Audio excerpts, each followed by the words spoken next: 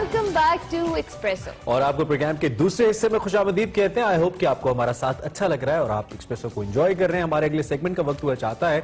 वसी शाह साहब हमें लेके जाते हैं किसी न किसी बड़ी अहम शख्सियत के घर पे, उनका रहन सहन भी देखते हैं, उनसे बातचीत भी करते हैं। और आज हम एजाज चौधरी साहब से मिल रहे हैं जो कि सीनियर रहनुमा तहरीक इंसाफ के। सो देखते हैं वसी शाह साहब मेरा घर में क्या दिखा रहे हैं।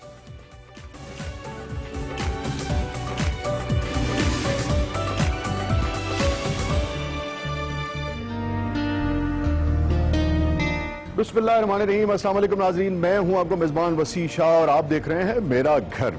और नाज़रीन गिरामी, आज हम आए हैं एजाज चौधरी साहब के घर। आप किसी तारुफ के मोहताज नहीं हैं, सीजन पॉलिटिशियन हैं, पीटीआई सेंट्रल पंजाब के सदर हैं। आइए उनसे गुफ्तगू भी करते हैं और उनका घर भी देखते हैं।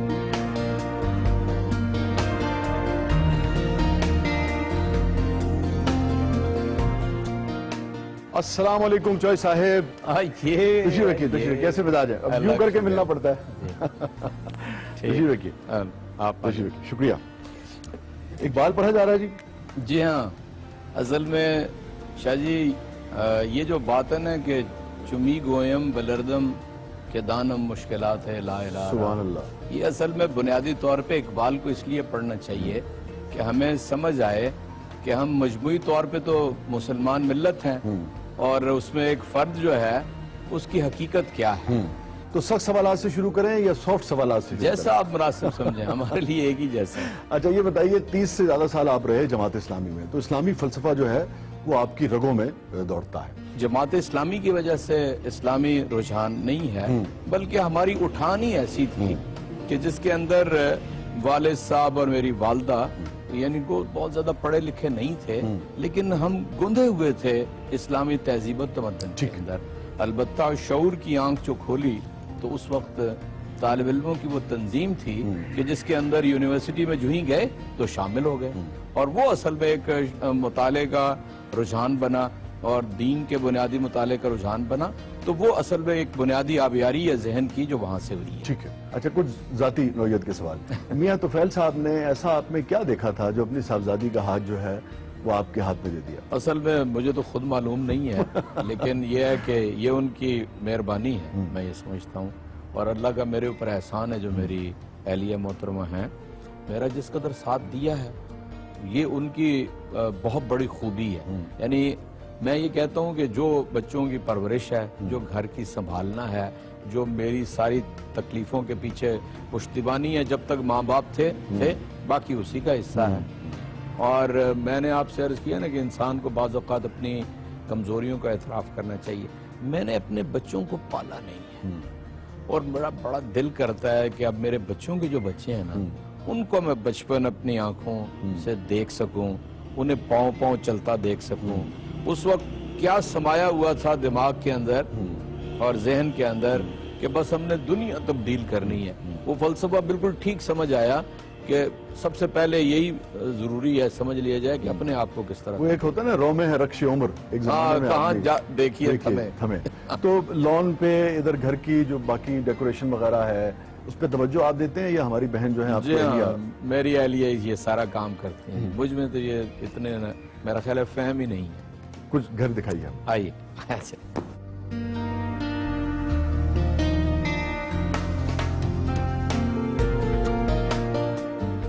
चौधरी साहब, ये जो अल्लाह के मुबारक नाम है जी, ये जरा इसके बारे में कुछ हमें। ये असल में ना जी जो जमात इस्लामी के अमीर थे सैयद मुनव्वर हसन, अरे अल्लाह ये ताला मेरी शादी के ऊपर मुझे ये तोहफा। अच्छा।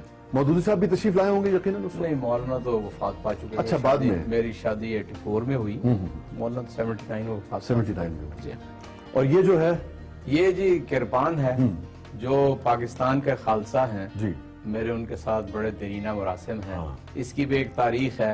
जेल में इकट्ठे हुए थे, ज़ियाउल हक की जेल हमने भुगती हुई है मार्शल लॉ की, तो वहीं पे वो मिले थे, फिर एक अभी तक उनके साथ ताल्लुकात जो है बरकरार।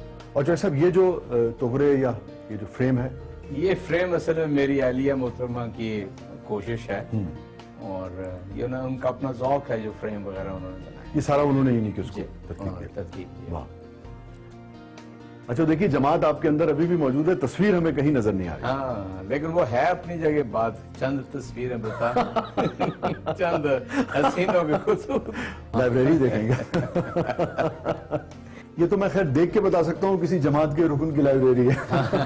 لیکن آپ دیکھیں گے کہ دو جماعتوں کی ہے. ہاں یہ جو ہے نا جو مطالعہ, ایک وقت میں ابن صفی سے لے کر نسیم حجازی تک سب کچھ پڑھا, تو ہم آہستہ آہستہ فوکس ہوتے چلے گئے سیرت کے اوپر, اقبال کے اوپر, اور اس کے علاوہ سیاست کے اوپر, سیاسی شخصیات کے اوپر. یہ اصل میں آ کے اب میں تھوڑا سا رجحان فلسفے کی طرف ہوا ہے. ٹھیک ہے کہ ذرا بنیادی طور پہ دیکھا جائے کہ تشکیل انسان, یعنی ایک تو وہ ہے جو الہی ہے, جی, ایک یہ تہذیب کیسے ڈیولپ ہوئی, واہ, اور یہ زیادہ اس وقت کا. ٹھیک ہے. اور شعر و ادب سے بھی, یعنی کہ خالی خاص کیونکہ جماعت کے اکابرین کی تو بہت شعر سے شعر و دوستی ادب رہی, تو اور جی بڑے بڑے ظاہر شاعر. ہے, یہ مطالعہ نہیں ہے, یہ غذا ہے, یہ شعر و ادب ہے.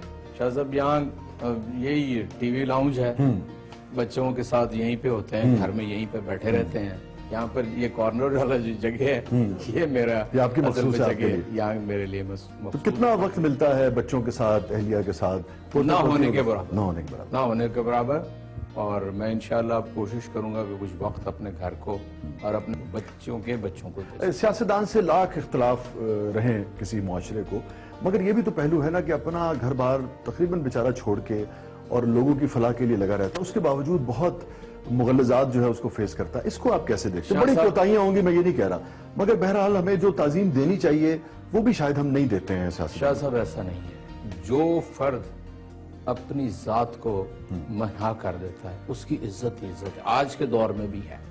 لیکن اگر سیاستدان جا کے سوائے اپنی جیبیں بھرنے کے اور اپنے مفادات کا تحفظ کرنے کے اور کام نہیں کرتا, اور عام آدمی کی زندگی دن بدن اجیرن ہوتی چلی جا رہی ہے, اس کی کون عزت کرے گا؟ تو ایک جو رائے یہ آتی ہے کہ باقاعدہ پلاننگ کے تحت بدنام کیا جاتا ہے سیاست اور سیاستدانوں کو, اس کا کتنا حصہ ہے؟ اس کا بھی حصہ ہے, لیکن یہ ہے کہ اگر سیاستدان خود اپنے آپ کو انٹیکٹ رکھے اور اپنے مقصد کے تحت زندگی گزارے تو پھر اس کو کوئی گالی نہیں دے سکتا. گالی نہیں دے سکتا. گالی دینے والا خود گالی بن جائے گا. تو زیادہ ذمہ داری جو ہے وہ خود سیاستدان کے اپنے رویے پہ آتی ہے. یہ تو بالکل انسان اپنے بارے میں خود سوچ لے, اس کے اپنے رویے سے ہی باہر کی دنیا اسے جج کرتے ہیں. آئیے تشریف رکھیں. جی پلیز.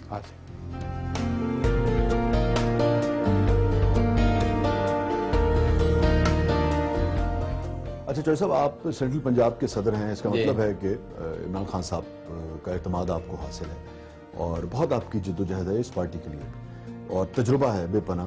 مگر ہم دیکھتے ہیں کہ جیسے سینٹ ہے یا دیگر کارپوریشنز ہیں یا اور کئی ایسے عہدے ہیں جن میں آپ ڈیلیور کر سکتے تھے, وہ ذمہ داری آپ کو نہیں دی گئی. اس کو آپ کیسے دیکھتے ہیں؟ ایک تو پہلی بات یہ ہے کہ جب پرائم منسٹر سمجھیں گے, بانی چیئرمین ہیں اور میری صلاحیت سے میرے کام سے واقف ہوں, انہوں نے مجھے کہا کہ سب سے مشکل علاقہ سینٹرل پنجاب ہے. 2018 کے انتخابات میں یہاں پر بڑی اچھی جیت نہیں ہو سکی, چنانچہ میں نے اسی کو فوکس کیا اور تنظیم بنانا یہاں پہ شروع کی. اور جب یعنی جہاں تک ضرورت کا تعلق ہے تو میں سمجھتا ہوں کہ اگر پارٹی میری صلاحیت سے کہیں پر فائدہ اٹھانا چاہے گی تو میں حاضر ہوں. ادروائز میں یہ سمجھتا ہوں کہ ذمہ داری ایک بوجھ ہے, یہ بلا شبہ سعادت بھی ہے لیکن یہ آزمائش بھی ہے. تو آپ کو کبھی اس پہ یعنی کہ جیسے کہ یہ کہ ناکامی کا یا افسوس کا, پارٹی سے کوئی شاکی ہونے کا کبھی احساس نہیں؟ میں ناکامی کا تو تصور ہی میری کتاب میں نہیں ہے. میں نے ابھی جب تک میری زندگی ہے اور سانس میں سانس ہے, میں ایک لمبی جدوجہد کرنا چاہتا ہوں. شاہ جی, جو لوگ اس وقت ینگسٹر مایوس ہے نا, اس کو اصل میں زندہ رکھنا ہے امید کے ساتھ, اور یہ کام میں کرنے کے لیے تیار ہوں, چاہے کوئی عہدہ ملے یا نہ ملے. جیسے آپ کے شعری ذوق کا بھی ذکر ہوا تو میں چاہوں گا آخر میں کچھ سنا دیجیے ہمیں. اچھا, دو باتیں میرے ذہن میں ہیں, میں آپ سے عرض کر دیتا ہوں کہ ایک وہ بات کہ چند کلیاں نشاط کی چن کر مدتوں میں کیا کہتا, تیرا ملنا خوشی کی بات صحیح, تجھ سے مل کر اداس رہتا. یہ کیفیت آپ ماشاءاللہ خود شاعر ہیں بہت بڑے, آپ کے علم میں ضرور ہوگا. لیکن مقصدیت کی طرف اگر میں جاؤں تو میں حضرت اقبال کا ایک سٹنزا ہے جس کے کچھ مصرے میں آپ کو سناتا ہوں.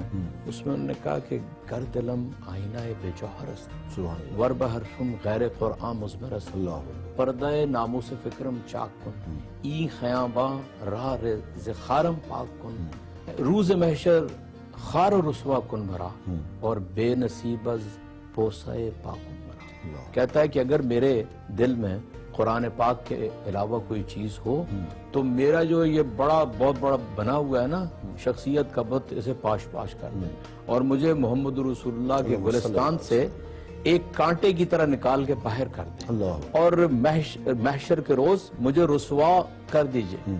और फिर कहा कि मुझे हुजूर नबी करीम सल्लल्लाहु अलैहि वसल्लम के बोसाए पास से महरूम कर दीजिए। अगर कुरान के अलावा मुसलमान तो बर्बाद हो गया अगर इससे तो बोसाए पास से महरूम हो क्या रह गया, क्या रह गया, क्या रह गया। तो चुनांचे ये असल में मैं चाहता हूँ कि हमारी जो नौजवान नस्ल है वो इस मोहब्बत के महवर मरकज को बेशक समझ ले। बेशक यही असल वो चीज है कि अगर वो समझ लेगा तो जिंदगी की मोहब्बतें भी वो करेगा, उसके भी महबूब होंगे। ये नहीं है कि वो उसके कोई महबूब नहीं होंगे, जी जी कोई सिन्फ की भी कैद नहीं है, जी जी। लेकिन वो मरकज और महवर अगर इसको बना लेगा हर रिश्ता तो जो है इस वो जन्नत जो है जो उसका इस नमूना मोहब्बत में भी कामयाब हो जाएगा और उस लाफानी मोहब्बत का भी सुभान अल्लाह, मजा सुभान चख लेगा। बेशक। बहुत बहुत शुक्रिया जय साहब, आपसे मिलकर हमेशा ही बहुत अच्छा लगता है। जज़ाकल्लाह, बहुत बहुत शुक्रिया। नाज़रीन ये था आज का शो, इजाजत दीजिए, अल्लाह हाफिज।